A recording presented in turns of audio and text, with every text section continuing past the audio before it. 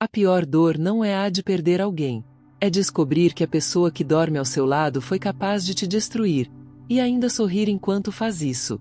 Eu achava que conhecia o homem com quem dividi quase metade da minha vida. Conhecia o timbre da voz, os silêncios, o cheiro da pele depois do banho. E conhecia também a mulher que sempre dizia ser minha amiga, aquela que sentava à minha mesa, ria das minhas histórias, e me chamava de irmã. O que eu não sabia é que os dois dividiam algo que me roubava por dentro, e que o castigo deles viria da própria mentira que tentaram sustentar. Tudo começou com pequenas rachaduras. Um esquecimento aqui, uma ausência ali.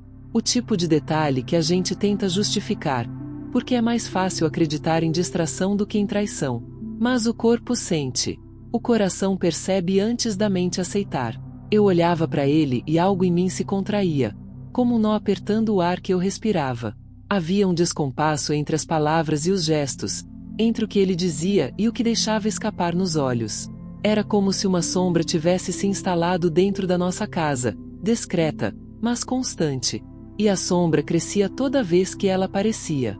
Lúcia, sempre com o mesmo sorriso aberto, as mãos cheias de presentes, e aquele olhar que demorava um pouco demais sobre ele. Eu me convencia de que era paranoia, que mulheres maduras como nós não deviam cair em inseguranças bobas. Mas insegurança não era o que eu sentia. Era instinto. Um aviso que sussurrava no fundo do peito, pedindo para eu abrir os olhos antes que fosse tarde. Um dia, o silêncio dele falou mais alto que qualquer palavra. As conversas secas. As risadas rareando. As noites em que ele dizia estar cansado, mas demorava demais para dormir. A distância entre nós já podia ser medida em metros, mesmo dividindo o mesmo colchão. Foi aí que entendi. Quando o amor começa a esconder o rosto, a mentira já tomou conta da casa. O curioso é que ninguém ensina a perceber o momento exato em que a confiança morre. Ela não cai de uma vez. Ela escorre, gota a gota, até secar. E quando seca, sobra um deserto onde antes havia um jardim. Eu caminhava nesse deserto sozinha, tentando encontrar vestígios do que fomos, mas só encontrava pegadas que não eram minhas. Foi numa tarde comum que a vida resolveu me mostrar o que eu precisava ver. E o que encontrei foi mais do que uma traição. Foi uma cena que me obrigou a enxergar quem eu era, e o quanto eu havia esquecido de mim tentando sustentar o que já estava morto. Você já se perguntou até onde uma mentira pode ir antes de ser descoberta? A resposta veio com a força de um soco. E o que parecia apenas uma desconfiança se transformou em um plano que ninguém esperava. Nem ele, nem ela. Porque toda farsa tem um limite, e quando ultrapassa, acaba virando prisão. E foi exatamente lá que ele terminou, preso na própria mentira que tentou esconder de mim. A confiança é como um espelho. Quando quebra, nunca volta a ser igual. E às vezes, é no estilhaço que a gente enxerga o que ficou invisível. Depois daquele dia, a minha casa nunca mais soou igual. O barulho da chaleira, o estalar do piso de madeira, até o bater das portas pareciam mais altos, como se quisessem me avisar que eu não estava imaginando. Há ruídos que só o coração entende. E, embora eu ainda tentasse manter a rotina, tudo em volta começou a se transformar. Ele sorria menos, me olhava menos, e quando olhava, era como se procurasse alguém dentro de mim que já não existia. Eu fingia não perceber, mas era impossível não notar como o telefone dele ganhava mais atenção do que a minha presença. A distância entre nós já não era física, era emocional, e talvez por isso doía mais. Lúcia continuava aparecendo com a mesma frequência de sempre, trazendo bolos, conselhos e aquele ar de amiga perfeita. Às vezes, eu me perguntava se a culpa dela não morava nos olhos, escondida atrás do rímel e dos elogios falsos. O tempo todo ela me chamava de irmã, e cada vez que dizia isso, o som da palavra me atravessava como vidro fino. Eu comecei a reparar nos gestos, nas pausas, nos silêncios. Não era o que diziam, era o que evitavam dizer. E quanto mais observava, mais certeza eu tinha de que algo se movia debaixo daquela superfície tranquila. Foi nesse ponto que algo dentro de mim começou a mudar. Eu já não era a mulher que acreditava em tudo. O amor, quando amadurece, cria olhos. E os meus estavam bem abertos. Passei a registrar mentalmente cada detalhe, um perfume diferente, uma desculpa repetida, uma ligação cortada no meio da frase. E quanto mais eu percebia, mais meu corpo reagia. O estômago embrulhava, a pele gelava, a respiração ficava curta. Era o instinto me dizendo que a razão ainda insistia em negar. As noites se tornaram longas. Eu ouvia o tic-tac do relógio da sala, marcando cada segundo em que ele não voltava. Às vezes, o vento passava pelas frestas das janelas e fazia as cortinas dançarem, e eu ficava ali, observando, imaginando se ele também sentia o mesmo vazio quando estava longe. A resposta, eu sabia, era não. Mas mesmo assim, a dúvida era um vício. Porque a esperança, mesmo quando morre, demora a sair do corpo. Comecei a olhar para mim com outros olhos. Percebi o quanto havia me anulado, o quanto me tornei a versão que ele precisava, e não a que eu era. É estranho, mas foi nesse caos que encontrei uma espécie de lucidez. Quando o amor adoece, ele ensina. E o que ele me ensinou é que a mentira não se esconde para sempre. Uma hora, o disfarce cansa. Ele ainda tentava manter as aparências. Dizia eu te amo com a boca, mas o olhar denunciava o contrário.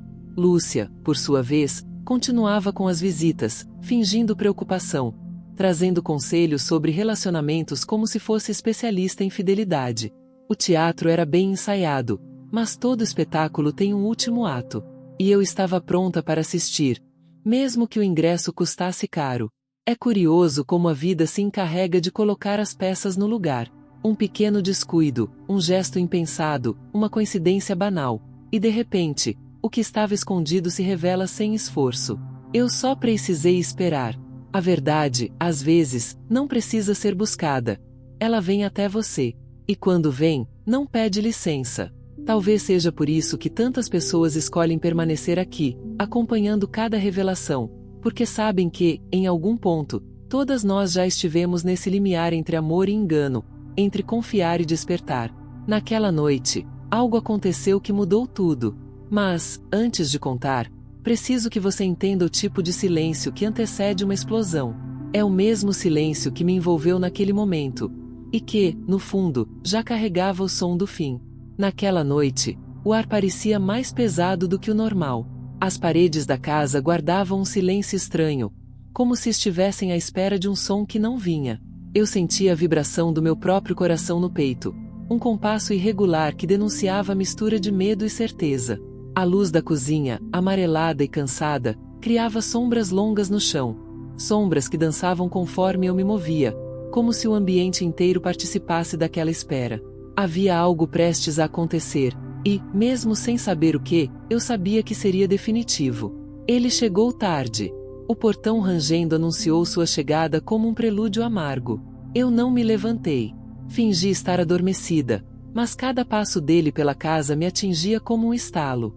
Ouvi o som da chave caindo sobre o aparador, o sapato sendo chutado num canto, o zíper de uma jaqueta se abrindo com descuido. Um perfume adocicado, que não era meu, invadiu o quarto antes mesmo de ele entrar. E naquele instante, percebi que o amor havia morrido de vez. Nenhuma palavra seria capaz de ressuscitá-lo. Na penumbra, meus olhos se acostumaram à forma dele se deitando ao meu lado, alheio à tempestade que se acumulava dentro de mim. Fiquei olhando o teto, e pela primeira vez, senti que não estava mais ali. Era como assistir a minha própria vida de fora, como se eu fosse espectadora de um filme em que a personagem ainda não sabia o quanto estava prestes a mudar. O contraste entre o corpo dele dormindo e o turbilhão dentro de mim era brutal. Ele roncava levemente, tranquilo, enquanto eu contava os segundos para o amanhecer. Quando o sol nasceu, a claridade invadiu o quarto com uma sinceridade cruel. A luz mostrava o que a escuridão escondia, o rosto dele, relaxado demais, o celular jogado sobre o criado mudo, vibrando com notificações. E eu, imóvel, presa entre a raiva e a decepção. Peguei o aparelho com mãos firmes, e ali, nas telas luminosas, estava o que eu já sabia, mas nunca quis admitir. As mensagens eram diretas, íntimas, vulgares. Cada palavra trocada entre ele e Lúcia era uma ferida aberta. Não chorei. As lágrimas não vieram. Apenas um calor silencioso tomou conta do meu corpo. O tipo de calor que não queima por fora, mas derrete o que há por dentro. Em vez de desespero, senti lucidez. A decepção, quando amadurece, traz clareza. E a clareza, por mais dolorosa que seja, é libertadora. Guardei o celular no mesmo lugar, como se nada tivesse acontecido. Desci para preparar o café, mexendo a colher na xícara com movimentos lentos, quase calculados. O som metálico ecoava pela cozinha, misturando-se ao farfalhar das árvores lá fora. A cada volta da colher, eu pensava em quantas vezes servi aquele café com amor, quantas vezes acreditei em um bom dia vazio. A repetição desses gestos agora parecia um ritual de despedida. Enquanto o cheiro do café se espalhava, ele desceu as escadas, sonolento, tentando simular normalidade. Trocamos olhares rápidos, o dele cansado, o meu calmo demais. E naquele silêncio, senti que o poder havia mudado de lugar. Ele não sabia, mas a mentira estava prestes a se tornar o cárcere dele. A partir daquele dia, nada do que fiz foi por impulso. Cada sorriso, cada gesto, cada resposta fria tinha um propósito. Eu já não era mulher traída. Eu era mulher que observava, que planejava, que esperava o momento certo. E enquanto ele acreditava ter o controle, mal percebia que o próprio descuido o levava para o abismo. O amor, quando morre, deixa vestígios. E foi nesses vestígios que encontrei a chave do que viria a seguir. A verdade, quando é reprimida por muito tempo, não desaparece. Ela amadurece. E quando amadurece, explode. A minha ainda estava amadurecendo, e eu já podia sentir o sabor amargo e inevitável do que estava por vir. Os dias seguintes foram uma mistura de rotina e revelação. Cada gesto dele, que antes passava despercebido, agora parecia coreografado. Eu observava em silêncio, como quem assiste a uma peça de teatro pela segunda vez e finalmente entende as entrelinhas. O modo como ele pegava o celular, o cuidado exagerado em não deixá-lo sobre a mesa, o riso contido quando lia mensagens, tudo era prova, mesmo que ele acreditasse estar disfarçando bem. E Lúcia, com suas visitas despretensiosas, parecia ainda mais presente. Ela falava demais, ria alto, me abraçava forte. Mas havia um cheiro de culpa no ar, doce e pesado, que impregnava as paredes. Às vezes, eu a observava sem que ela percebesse. O olhar dela denunciava um tipo de inquietação que eu conhecia bem, a de quem teme ser descoberta. Havia um tremor leve nas mãos quando ela segurava o copo, uma pressa estranha em se despedir, um elogio forçado demais. Ela não sabia, mas o jogo já tinha mudado de mãos. Eu não era mais a mulher enganada. Eu era o espelho que refletia a mentira deles. E isso, por si só, já era o começo da vingança. As noites, porém, continuavam longas. O barulho dos carros passando na rua parecia marcar o tempo de forma cruel, como se cada farol que atravessava a janela lembrasse que algo precisava ser feito. Eu pensava em tudo que tinha descoberto e em como o amor pode, aos poucos, se transformar em algo mais frio, mais consciente, quase estratégico. A traição não me deixou amarga, me deixou atenta. E quando a dor se transforma em atenção, nada passa despercebido. Lembro do dia em que o vi sair de casa com uma camisa nova, perfumado demais para uma simples reunião. O sol entrava pela janela e iluminava o quarto de um jeito que me fez ver o pó dançando no ar. Era bonito e triste ao mesmo tempo, como se a vida tentasse me dizer que mesmo no caos, ainda havia beleza. Talvez seja por isso que muitos, ao ouvirem algo assim, sintam o impulso de apoiar, de deixar um sinal silencioso de que entendem, de que já passaram por algo parecido. Porque, no fundo, quem nunca sentiu a dor de ser substituído não sabe o que é renascer. A casa parecia respirar junto comigo. Cada canto guardava um segredo. Cada objeto carregava um significado novo. O espelho do banheiro, por exemplo, deixou de refletir apenas meu rosto. Agora ele mostrava a mulher que estava voltando a existir. A cada manhã, eu me olhava e via menos culpa, menos medo, menos tentativa de agradar. Era como se o espelho estivesse devolvendo, aos poucos, as partes de mim que ele havia tirado. E quanto mais eu voltava a mim, mais clara ficava a certeza. Eu não precisava destruir nada.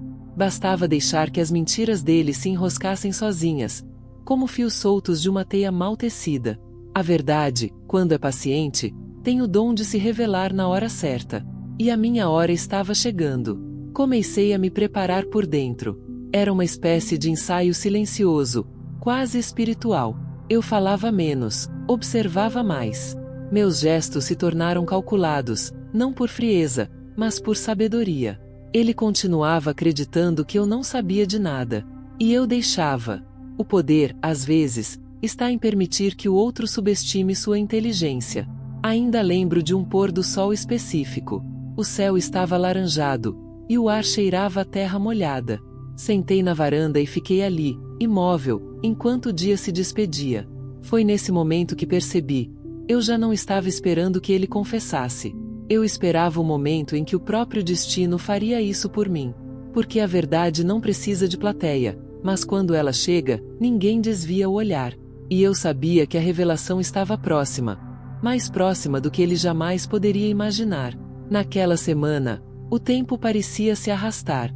Cada manhã trazia a mesma sequência de gestos automáticos. Abrir as cortinas, colocar a água para ferver, ouvir o chiado da chaleira. Mas dentro de mim, algo pulsava diferente. Eu já não vivia em função dele, nem da mentira que nos cercava. Eu vivia em função do momento certo. E esse momento tinha cheiro, tinha som, tinha presença. Ele se aproximava como um trovão distante, que você sente antes de ouvir. Havia algo libertador em saber. Carregar a verdade é um tipo de poder silencioso. Eu observava os dois, fingindo inocência, enquanto por dentro desenhava o mapa da queda deles. Lúcia continuava vindo, talvez para manter o teatro, talvez por culpa. Ela ria alto demais, falava demais, se mexia demais. A mulher que antes era elegante agora parecia desajeitada, como se o próprio corpo já não coubesse na farsa. E ele, meu marido, tornava-se cada vez mais previsível, cada palavra ensaiada, cada gesto repetido, como um ator cansado que já não acredita no papel. Às vezes, o medo me visitava. Um medo estranho, não de perdê-lo, mas de perder a mim mesma no caminho. Eu me perguntava se valia a pena seguir observando, calculando, esperando a queda que eu já sabia ser inevitável. E então, ao olhar ao redor, eu via minha própria casa. O reflexo no espelho, a xícara com marcas de batom, o vaso de flores secas sobre a mesa. E lembrava que a maior perda já tinha acontecido. A de quem eu fui antes de saber. Aquela mulher que confiava cegamente, que acreditava nas aparências, não existia mais. E, curiosamente, eu não sentia luto. Sentia renascimento. O contraste era constante. Havia noites em que a solidão me envolvia como um cobertor frio, e outras em que a força me aquecia de dentro para fora. Às vezes, a coragem nascia no mesmo lugar onde antes morava o medo. É estranho, mas a dor, quando amadurece, deixa de queimar, ela ilumina. E eu me sentia cada vez mais lúcida, mais presente, mais dona da minha própria história. Ele, por outro lado, parecia se afundar nos próprios descuidos. As mentiras dele começaram a tropeçar umas nas outras. Datas que não batiam, roupas com cheiros trocados, justificativas mal costuradas. O disfarce começou a rachar, e eu observava tudo com uma calma quase perigosa, a mesma calma de quem já aceitou o inevitável. O jogo tinha mudado, e ele nem desconfiava. A casa, que antes era um cenário de rotina, virou um campo de observação. Cada objeto passou a ser cúmplice. O espelho do corredor refletia as expressões que ele tentava esconder. As paredes pareciam guardar ecos das conversas sussurradas ao telefone. Até o relógio da sala marcava o tempo de maneira diferente, como se contasse não as horas, mas os segundos que faltavam para o desfecho. Eu percebia que, mesmo em meio à dor, algo belo nascia. O senso de si. A mulher que antes se dobrava para caber no mundo dele agora erguia o rosto. Não para enfrentá-lo, mas para enxergar-se. E, paradoxalmente, quanto mais eu me encontrava, mais ele se perdia. Havia dias em que o sol entrava pelas janelas com uma doçura inesperada, e eu pensava que talvez o universo estivesse me preparando, polindo cada pedaço de mim para o momento em que eu precisaria brilhar diante da queda dele. Era como se a própria vida estivesse conspirando a favor da verdade, movendo os detalhes invisíveis para o grande ajuste final. E, enquanto a rotina seguia o mesmo roteiro, eu sentia que as cortinas estavam prestes a se abrir. Havia algo no ar, uma vibração fina, quase elétrica. Algo me dizia que o teatro deles estava perto do fim. E que, quando a última fala fosse dita, não haveria mais aplausos. Apenas o som exato da verdade ecoando no meio do silêncio. Era curioso perceber como o tempo parecia se dobrar dentro daquela casa. As horas já não corriam em linha reta. Elas se espalhavam, se repetiam, se arrastavam. De manhã, o sol entrava pela janela com a mesma doçura de sempre, mas a luz já não era inocente. Parecia observar, registrar, como se soubesse dos segredos que o ar carregava. Eu me movia em silêncio, quase flutuando, como quem aprendeu a respirar dentro do perigo. Cada passo meu era um cálculo, cada olhar, uma estratégia. E ainda assim, havia um fio de humanidade me segurando, lembrando que eu era feita de carne, de sentimento, de dor e de esperança. Às vezes, eu observava dormindo. O rosto tranquilo, o corpo entregue, os lábios entreabertos, a respiração compassada. Era um retrato da paz. Mas eu sabia o que havia por trás daquela calma. É assustador como a traição pode dormir tão profundamente ao nosso lado. Eu me perguntava se ele sonhava comigo ou com ela. E se, no fundo, sonhava com o próprio medo de ser descoberto. Essa dúvida se tornava uma presença, como uma sombra constante que me acompanhava até mesmo quando eu estava sozinha. Durante o dia, eu mantinha o disfarce. O riso discreto, o tom de voz controlado, o olhar que fingia distração. Era um papel que aprendi a interpretar com perfeição. Mas dentro de mim, as emoções colidiam como ondas contra rochas. Havia uma parte de mim que ainda buscava uma explicação, algo que justificasse o inexplicável. Outra parte, mais lúcida e fria, apenas esperava.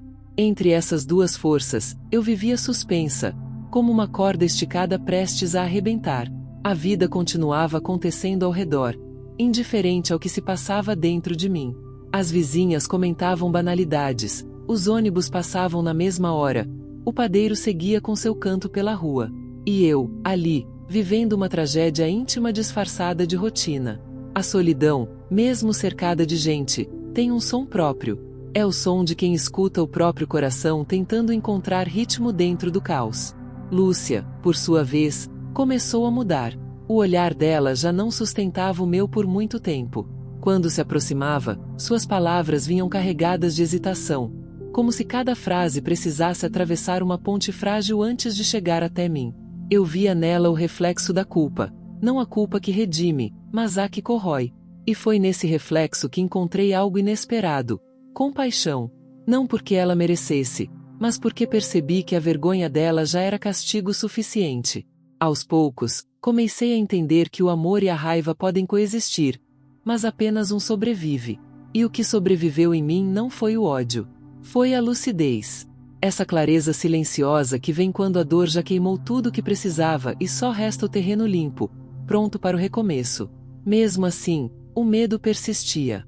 Medo do que viria depois. Medo do vazio que sempre segue a revelação. Porque quando a verdade explode, o silêncio que fica é quase ensurdecedor. Havia momentos em que eu sentia vontade de chorar, mas as lágrimas simplesmente não vinham. Era como se eu tivesse chorado por dentro durante tanto tempo que já não sobrava nada. Em vez disso, vinha uma calma densa, uma serenidade estranha, quase perigosa. Eu sabia que algo estava prestes a acontecer. A tensão se acumulava no ar como eletricidade antes de uma tempestade. Certa noite, enquanto ele falava ao telefone no quintal, pensei ter ouvido o som do próprio destino se movimentando. Um estalo distante, um presságio sutil. Talvez tenha sido o vento batendo no portão, talvez tenha sido apenas minha imaginação. Mas naquele instante, eu soube que a espera estava terminando. A respiração ficou lenta, o coração firme. E por um momento, entre o medo e o alívio, entre a sombra e a luz, senti que a verdade já estava vindo. Não importava quando, só importava que viria. Naquela noite, o vento parecia carregar presságios. As árvores balançavam com força lá fora, e o portão fazia um som metálico, quase inquieto. Eu estava acordada, mas imóvel, ouvindo cada ruído da casa como se fossem batimentos de um coração estranho. O dele, o nosso, ou talvez o de algo que já havia morrido. Ele entrou no quarto mais tarde do que o habitual, com um cheiro de perfume alheio grudado na pele, tentando disfarçar com um velho ar de cansaço. Eu mantive os olhos semicerrados, deixando que acreditasse no meu sono. Às vezes, é preciso parecer inerte para observar o movimento real das coisas. Na manhã seguinte, o mundo parecia mais nítido. O café fervia no fogão, O som das xícaras se chocando era quase simbólico. Cada detalhe ganhava um significado novo. O jornal dobrado sobre a mesa, o telefone virado para baixo, o olhar dele evitando o meu. E eu, calma, apenas observava. Era como assistir a uma corda esticada demais prestes a se romper. Eu sabia que bastava um pequeno toque, um gesto minúsculo, para que o teatro desabasse. Mas eu não tinha pressa. Aprendi que a pressa é inimiga da revelação. O poder estava justamente em esperar o momento certo. Então comecei a mover as peças sem que ninguém percebesse. Palavras escolhidas com cuidado, perguntas sutis lançadas como iscas, gestos que pareciam inocentes, mas tinham direção. Ele não percebeu. Lúcia também não. O segredo dos dois estava se fechando como um círculo ao redor deles, e eu apenas acompanhava o desenho. Com o passar dos dias, as consequências começaram a surgir. Ele estava cada vez mais inquieto. O riso fácil deu lugar a silêncios longos. O celular nunca mais saía do bolso, e as desculpas se tornaram repetitivas, frágeis, previsíveis.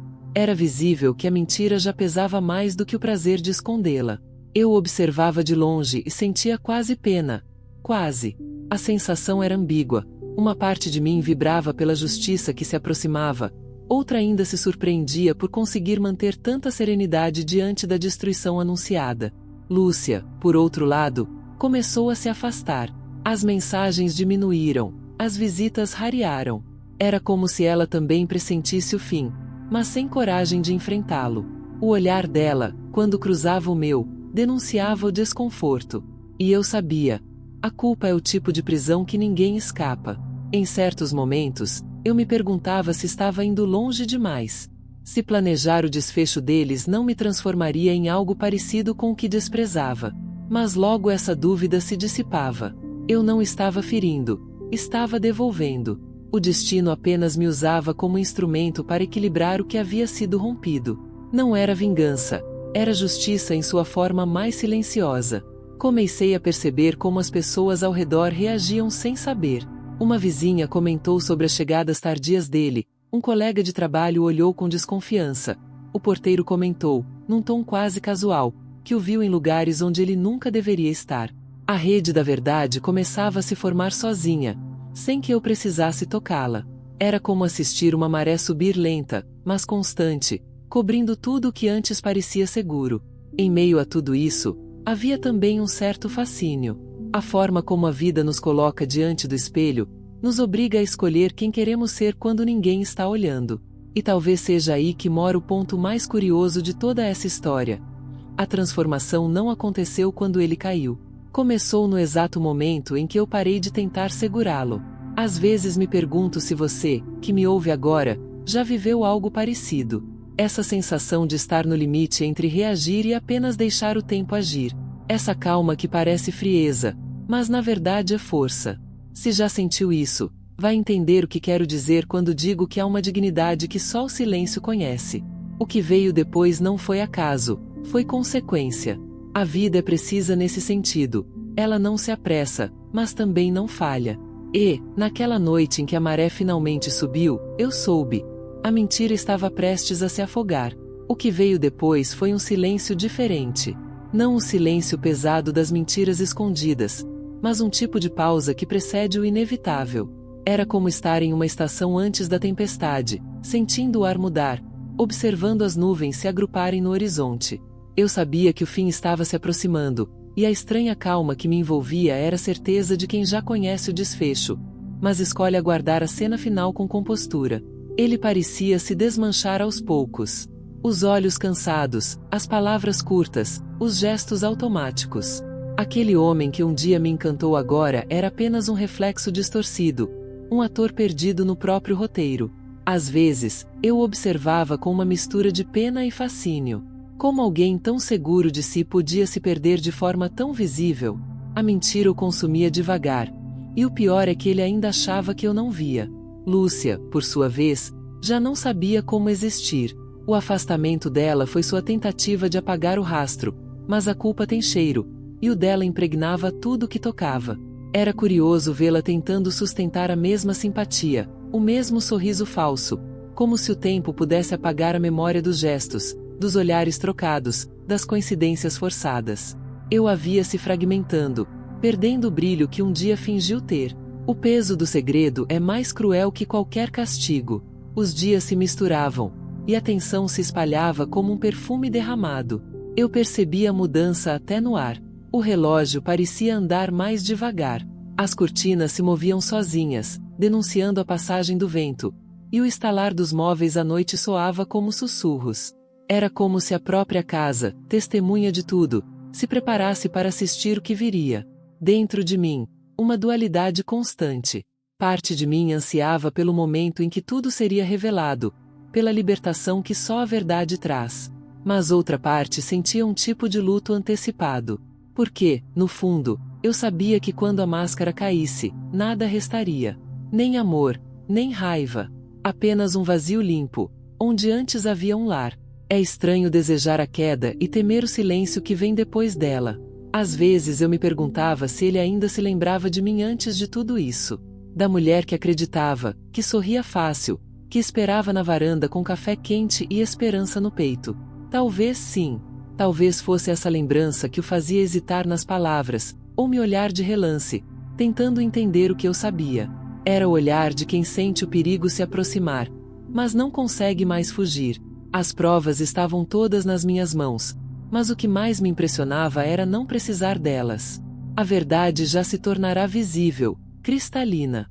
Ela não gritava, sussurrava. Ela aparecia no cansaço dos gestos, nas desculpas que não se sustentavam, na ausência de brilho em quem antes exalava arrogância. A queda, percebi, nunca é um ato único. Ela acontece aos poucos, em pequenas doses de autossabotagem. Ele já estava preso na própria trama. E eu, ao contrário do que imaginei, não sentia prazer. Sentia algo mais profundo, quase sagrado, uma compreensão amarga de que a justiça verdadeira não precisa de espetáculo. Ela acontece no exato momento em que o outro entende o tamanho do estrago que causou, e percebe que não há retorno. No entanto, havia algo ainda não resolvido, uma sombra que me acompanhava. Era a sensação de que, mesmo com o fim próximo, algo dentro de mim ainda precisava ser liberto. Talvez fosse o perdão. Ou talvez fosse o último elo que me prendia a ele, o desejo de ver com meus próprios olhos o instante em que a mentira desabaria por completo. E assim, em meio ao som do vento e à respiração contida das paredes, o destino começou a se mover. Discreto, mas decidido. E eu soube que a hora estava próxima. Que a vida, paciente até ali, se preparava para mostrar o que acontece quando o teatro termina e as luzes finalmente se acendem. A madrugada chegou densa, como um véu que cobre a verdade antes de revelá-la. Eu senti o corpo da casa pulsar, como se ela respirasse junto comigo. O relógio da sala marcava o tempo num ritmo lento, arrastado, e cada segundo parecia carregar o peso de uma espera antiga. Eu sabia que o desfecho estava próximo. E, mesmo assim, havia um frio suave na alma, uma hesitação que não vinha de dúvida, mas de consciência. Quando se está prestes a mudar tudo, até a certeza se disfarça de medo. O amanhecer trouxe uma claridade diferente. O sol, filtrado pelas cortinas, pintava o chão com traços dourados que mais pareciam feridas de luz. A rotina começou igual a todas as outras, mas havia algo imperceptivelmente fora do lugar. Ele se movia como quem carrega o cansaço de um segredo. Lúcia não apareceu naquele dia. Talvez pressentisse o fim. Talvez o próprio destino tenha decidido poupá-la de estar ali quando a verdade resolvesse se mostrar. Eu continuei em silêncio, observando. O som da colher batendo na xícara, o roçar do tecido da toalha, o cheiro do café. Tudo parecia comum, mas era só aparência. A paz aparente é o disfarce favorito da queda. Quando o corpo dele se inclinou sobre a mesa, por um instante, tive vontade de perguntar: valeu a pena? Mas não disse nada. Algumas respostas não precisam de perguntas para existir. O contraste entre o que eu via e o que eu sentia era quase insuportável. Por fora, a calmaria. Por dentro, o trovão. O amor que um dia me movia agora era só um eco distante, como uma canção que se apaga aos poucos. O que restava era algo mais profundo, uma lucidez cortante, uma dignidade que não pedia permissão para existir. E, enquanto ele falava trivialidades, Eu percebia o quanto o som da voz dele havia mudado. Antes, era cheia de certezas. Agora, era a voz de quem tenta sustentar um mundo que já ruiu. Os dias anteriores tinham me ensinado a enxergar além das palavras. A mentira tem gestos, pequenos deslizes, silêncios que pesam mais do que frases inteiras. Ele se contradizia com o olhar, tropeçava nas próprias histórias, e eu apenas registrava tudo em minha memória. A verdade já não era algo a ser descoberto, mas algo a ser visto por quem tivesse coragem de olhar. E eu tinha. Às vezes, à noite, eu me pegava imaginando como tudo seria quando o último véu caísse. Não havia mais desejo de vingança, nem prazer em imaginar o sofrimento dele. O que me movia agora era outra coisa, um impulso quase sereno de justiça, uma vontade de encerrar um ciclo com a mesma elegância com que suportei a dor. Porque a força verdadeira não está no grito, mas na postura de quem atravessa o inferno e sai do outro lado sem perder o olhar firme. As lembranças do início voltavam em flashes. O toque das mãos dele nas minhas, o riso de Lúcia nas tardes de domingo, a sensação de confiança que eu jurava ser eterna. Tudo isso agora parecia pertencer a outra vida, a outro corpo, a outra mulher. E, no entanto, eu estava ali, respirando, viva, reconstruída dentro do mesmo cenário onde fui destruída. Essa era a ironia, e também o milagre. À medida que o dia avançava, percebi que o destino gosta de ironias silenciosas. Às vezes, ele não destrói com explosões, mas com sutileza. Ele apenas vira o espelho e deixa que cada um se encare. E foi exatamente o que começou a acontecer. Um olhar mais demorado, uma expressão desconfiada, um deslize. A teia da mentira começava a se desfazer diante dos próprios olhos dele. O céu, lá fora, escureceu antes da hora. As nuvens se amontoaram, e o vento trouxe o cheiro de chuva. Era como se o mundo inteiro respirasse junto com a casa, prestes a assistir ao clímax. A sensação era física, tensa, quase palpável. E então, no instante em que o primeiro trovão rompeu o silêncio, eu entendi que não havia mais volta. Algo, em algum lugar, estava prestes a acontecer. E quando acontecesse, nada, absolutamente nada, seria igual. A chuva começou de repente, grossa, intensa, batendo nas janelas como se quisesse acordar o que ainda dormia. Ele estava no sofá, distraído, o celular nas mãos. A mesma extensão do corpo que o denunciava todos os dias. O trovão fez a luz piscar. E por um instante tudo ficou escuro. Foi nesse breve intervalo que o tempo pareceu parar. E quando a energia voltou, o mundo já não era o mesmo. A tela do telefone, ainda acesa, refletia o rosto dele. E, atrás, o meu. Pela primeira vez, ele pareceu me ver de verdade. O olhar dele mudou. Não havia mais fingimento. Nenhuma desculpa ensaiada seria suficiente. A mentira, cansada de ser carregada, havia se revelado sozinha. Eu apenas fiquei ali, em pé, calma, com o olhar firme e o coração leve. A verdade tinha um peso, sim, mas era um peso bom, o tipo que te âncora, não o que te afunda. Ele tentou falar, mas as palavras ficaram presas entre a culpa e o medo. Era o silêncio dele que gritava. Naquele instante, percebi algo que demorou anos para entender. O amor não morre quando a traição chega. Ele morre quando o respeito acaba. E o respeito tinha sido enterrado há muito tempo. Eu é que não havia visto o funeral. Agora, eu via tudo com clareza. As cores, os sons, até o cheiro da chuva misturado ao perfume barato que não era meu. A realidade estava inteira diante de mim, crua, feia e libertadora. Eu respirei fundo. Não havia necessidade de humilhação, nem de plateia. A vingança, às vezes, é apenas deixar que o outro se afogue naquilo que criou. Ele tentou se explicar, juntar pedaços, apagar provas. Mas já era tarde. O que se quebra por dentro não tem conserto. E Lúcia? Ela acabou sendo a primeira a desaparecer. Talvez por vergonha, talvez por covardia. O silêncio dela foi o último elo que se rompeu, encerrando de vez aquele triângulo que nunca deveria ter existido. A vida, depois, ficou mais quieta. Nos primeiros dias, o som da ausência doía. O espaço vazio ao lado da cama, as cadeiras a mais na mesa, o eco dos passos na casa. Mas pouco a pouco, esse mesmo silêncio foi se tornando paz.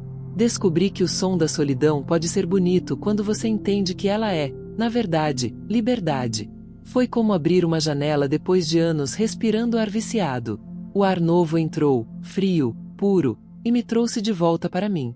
Às vezes eu ainda me pego olhando para o passado, mas agora é com gratidão.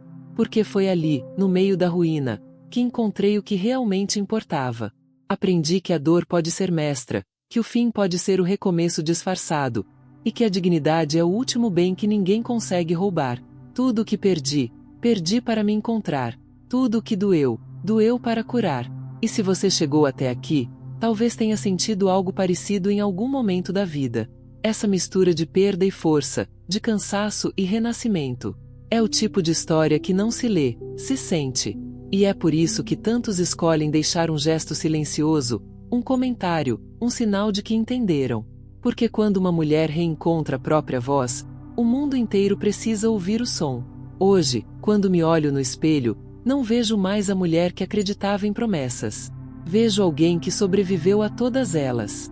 O reflexo não carrega mágoa, carrega sabedoria. E é essa sabedoria que me guia agora, mais leve, mais inteira, mais minha. Meu final feliz não veio de outro amor, veio do amor próprio. E se há algo que aprendi, é que ninguém se perde quando escolhe a si mesmo. Então, se essa história te tocou, se despertou algo dentro de você, permaneça aqui. Curta, comente, inscreva-se, não por mim, mas por você. Porque cada vez que reconhecemos a força de outra mulher, multiplicamos a nossa própria. E é assim que o ciclo da dor se transforma em poder.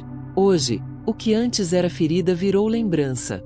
O que antes era perda virou liberdade. E o que antes era silêncio, agora é voz.